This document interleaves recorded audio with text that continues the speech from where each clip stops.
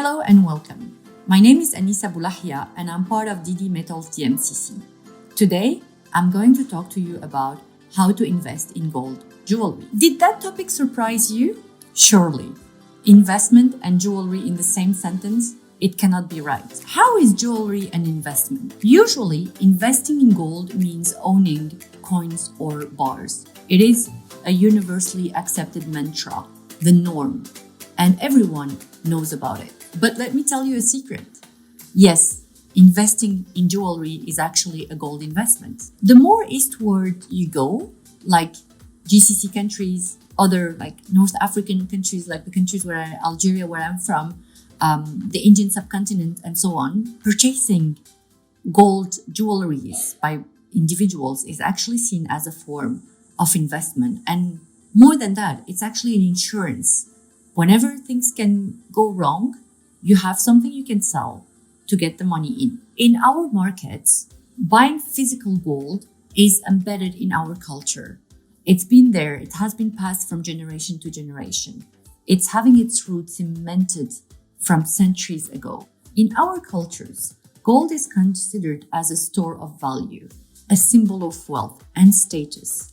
It's a fundamental part of many of our rituals. Amongst the country's rural population, a deep affinity for gold goes hand in hand with practical considerations of the portability and security of jewelry as an investment. Unlike coins and bars, jewelry is actually worn as an adornment. Its role is dual. It's worn as a beautification, and it is the go-to asset in times of financial crisis and in times of needs.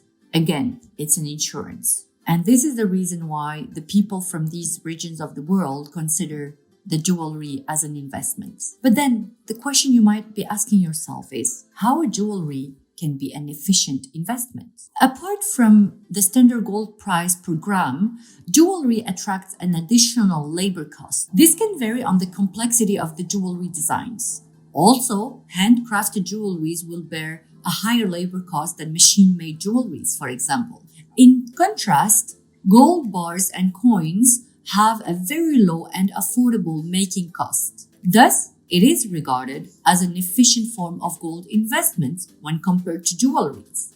This is indeed an undisputed fact. But then again, we cannot change people's mindset in these regions, and buying jewelry is their way of keeping up with their heritage and customs. So what we can do is to invest in jewelry, but with more efficiency in order to maximize the investment potential and increase your wealth. For most people, the decision to buy a gold jewelry is actually based on an impulse. Although you might have planned to buy a gold jewelry for whatever reason, the truth is, it's when you reach the store and when you have a look at the available offer that you actually take the decision to go for that specific piece of jewelry. The labor cost of that piece you have picked is already fixed, right? The value of the gold itself at the moment of the purchase, at the time you actually acquire the jewelry, might be managed in a more efficient way. For simplicity, let's assume that your gold jewelry that you want to purchase contains 50 grams of gold and the value of the gold per gram is $75. That's just an example. Of course, the price of gold could have been higher or lower in previous month and likewise in future months. We don't know. In this case, it is recommended to invest in small amounts of gold, for example, 10 grams at a time, but multiple times. When we perceive the gold price to be high, we can buy smaller quantities. When we perceive the gold price as being low, we can buy larger quantities of gold. Using this principle of buying, assume we made 3 purchases, 10 grams, 30 grams, and again 10 grams. So it means we purchased lower quantities when the price was high and higher quantities, bigger quantities when the price was actually low. Effectively, this method of investment can make your overall cost of buying the gold cheaper. Now, here's the interesting part. Take the 50 grams of gold bars you purchased and take it to the store and actually exchange those 50 grams of bars against the jewelry you actually want and desire. This way, you have actually hedged yourself against the gold price. You are not exposed to the variations of the gold price anymore. You're hedging your own jewelry purchase. When you are in the store buying your jewelry using this methodology, the only thing you are exposed to is actually the labor cost and not the price of the gold anymore. This simple concept has been commercialized. Gold accumulation plans are very popular nowadays. The way it works is that you first open a gold trading account as individual with your preferred service provider. It can be a bank, for example.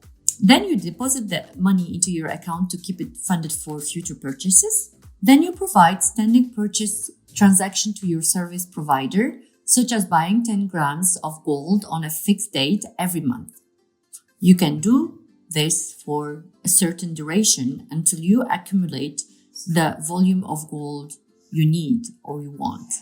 Another method is just to buy whenever you want, depending on your perception of the gold price. If your perception is that the gold price is currently low, then you can purchase higher quantities through that same bank account. Once you're ready to go and acquire your jewelry, you can just withdraw all the gold you have bought from your service provider and go to the jewelry shop. You can either directly transfer this balance of gold to a shop that would accept this type of payments, or take redemption of the equivalent physical gold as per your account balance. The physical gold can be exchanged at the jewelry shop against the purchase of the jewelry you desire. At DD Metals, we encourage you to invest wisely and efficiently. Thank you for watching us. Please stay tuned for further videos with more insightful content on the various topics that build the global gold industry. Stay safe and see you very soon.